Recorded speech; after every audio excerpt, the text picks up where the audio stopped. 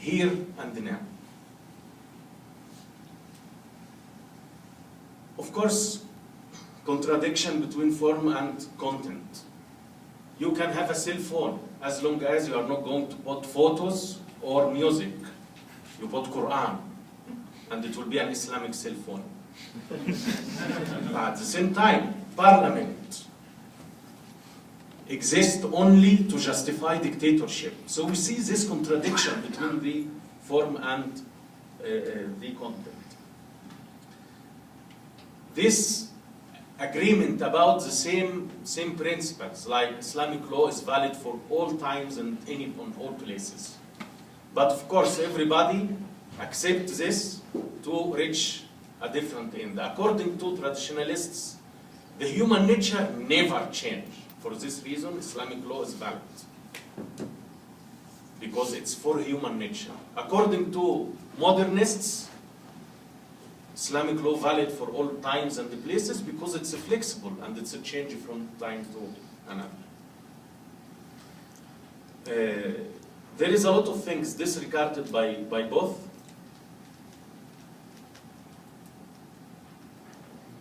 I know I overcome my time, so I'm trying to be short. This is a very interesting thing. The exclusion, one of the most characteristics of the Arabic discourse, political discourse in general, or the normal one that we know, the exclusion of the different. You are Christian, you are out, you are. But there is another ongoing exclusion, which is the exclusion of the difference.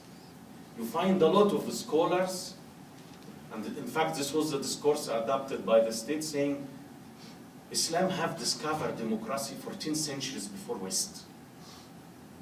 And the West would never, and I am quoting, I mean not quoting, I am saying what Dr. Abdul Mu'ti Bayoumi, the Dean of the Faculty of Religion Foundation, have wrote, Islam and the Modern State. This is his book, was published in 2006. In his book he said, Islam have discovered and practiced democracy before West 14 centuries. And the West wouldn't come to know these democratic principles if there was no Andalusia in Spain or Sicily. So, all of these features, as Professor Hashimi said, explains for us what was before our eyes all the time. The very natural thing is this triumph of the Islamists of election because of all of these existing things. And for me, many writers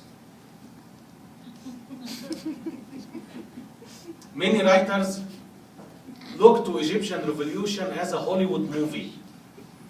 I mean, now we have the revolution have win, happy ending. No.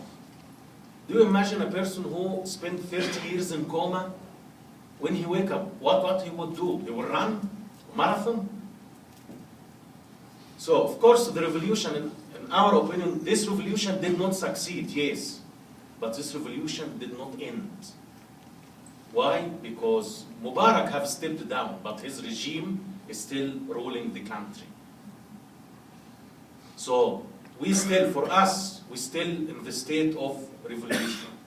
And as these cartoons see, the majority of revolutionaries consider the Supreme Council of Armed Forces as the Supreme Council of Counter-Revolution because of their practice. There is a sort of an agreement between Islamists and the military council. And this is very positive. Why? Because these solid institutions, after 1 year and a half, they cannot maintain power in Egypt. Egypt is still unstable because of the resistance of these young people.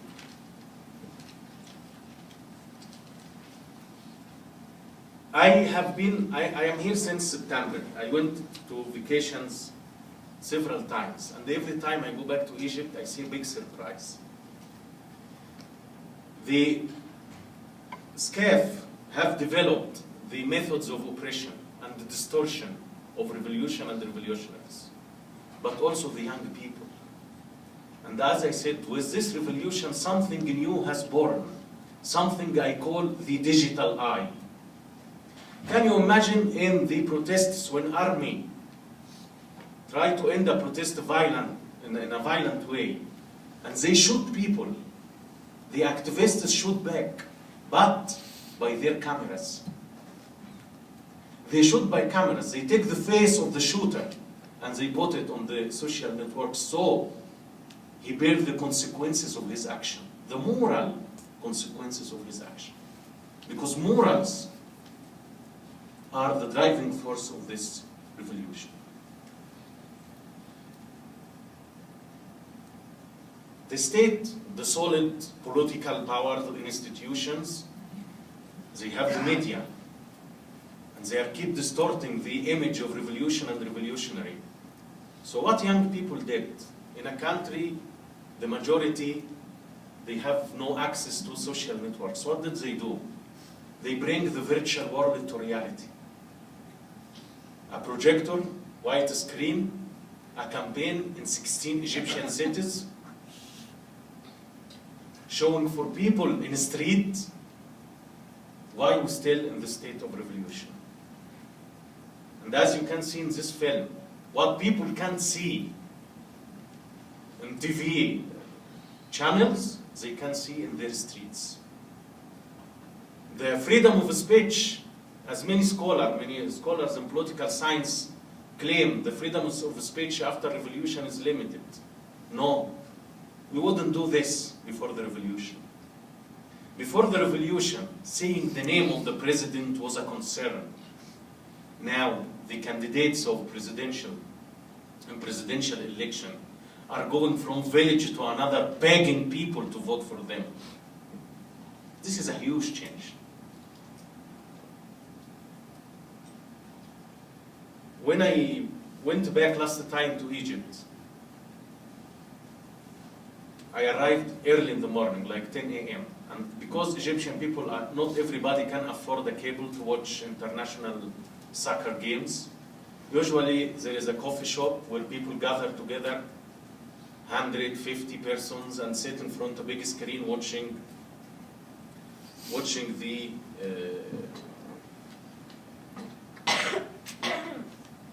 the football match. I was 10 a.m. and I asked the taxi driver, what kind of match is played now?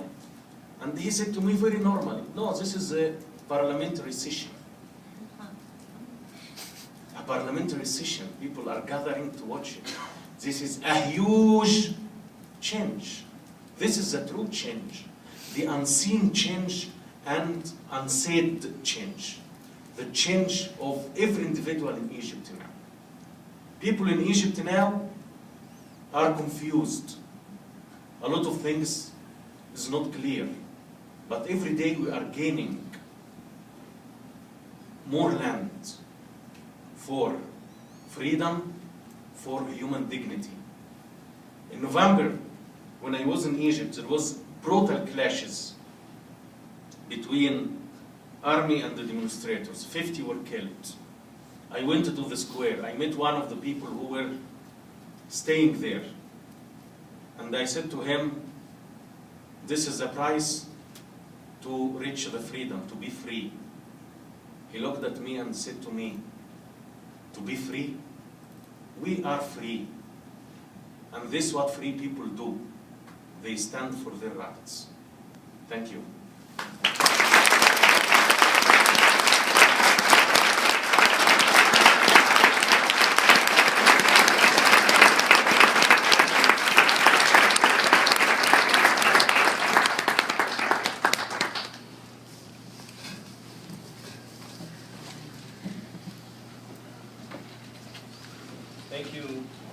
Thank you, Wael. I think it's always fascinating to hear the witness of an experience, no matter how different that experience may be from our own personal day-to-day routine.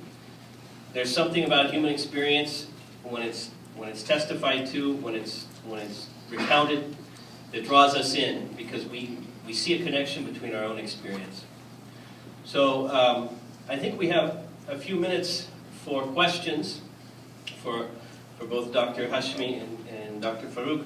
I want to start, though, briefly, because both of your presentations caused a couple of questions to come up in my mind, and I think they're questions that we in North America are dealing with as well right now. And it is the interface between words such as freedom, reason, religion versus secularism, etc.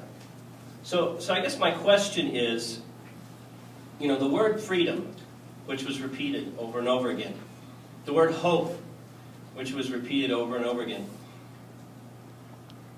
where can they find their basis? Do they mean the same thing for everyone? Does freedom necessarily mean the same thing for a person in Cairo as it does for a person in Denver? Does hope have the same foundation for a person in Tunisia as it does in Toronto, for example?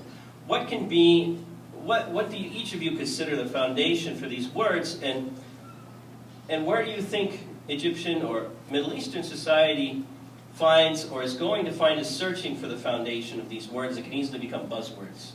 So I don't know which of you would like to go first. That's a great question, and I think the question that you ask is one of the big points of confusion in the debate on the Arab Spring. And when you frame it the way that you did, does freedom in Cairo mean the same thing as freedom in Denver? That in itself is a deeply problematic comparison. Because you are comparing a society that has long passed through the phase of a transition to democracy, has consolidated democracy, has lived in a democratic sort of moment with high economic standards of living, where there's been social political stability, where there's basically a human rights sort of culture, where there's an independent judiciary. You're comparing a society that's very different. You're comparing basically the United States, a first world largely developed society, with a developing society in the early phases of modernization that has been living under political repression, at least for the last 30 years. So the answer to your question is both yes and no. I think freedom does mean, there are similarities in terms of how an average citizen of Cairo would interpret the term, but fundamentally, that type of comparison, thinking that Egyptians should think and behave and interpret the word freedom in the exact same way that we do in Denver, and if they don't, then there's something problematic with them. I think the proper comparison is to compare societies that are in the early phases of modernization, that are coming out of an authoritarian past, that have experienced decades of political repression, where there are low socioeconomic standards of living. I think that's the proper comparison. So if you wanted to sort of, make a comparison between the United States and Egypt, it would be compare the United States in the 18th, 19th century with, let's say, where Egypt is today. Compare, parts of sub-Saharan Africa where Egypt is today. Compare parts of Latin America where Egypt is today. That's the proper comparison. I think fundamentally the answer to the question, what does freedom mean? Now I think my understanding of the Arab Spring revolutions is that freedom fundamentally means political freedom. The freedom to speak your mind, the freedom to exercise your right to vote, the freedom to determine your own destiny.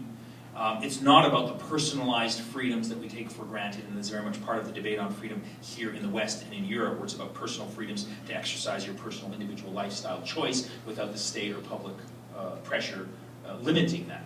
That's a debate that's a part of a political history that is based on a 200, 300 years experience of living in a democratic society, where a lot of these important transformative social debates have already taken place. And in Egypt, they're just beginning, and so I think there are deep problems with that type of comparison.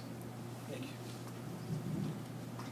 Well, okay, I completely agree with Dr. Hashemi, but I would speak about the risk of these values, because there is always a risk of any human value and even any religion to turn into an ideology, a dogma.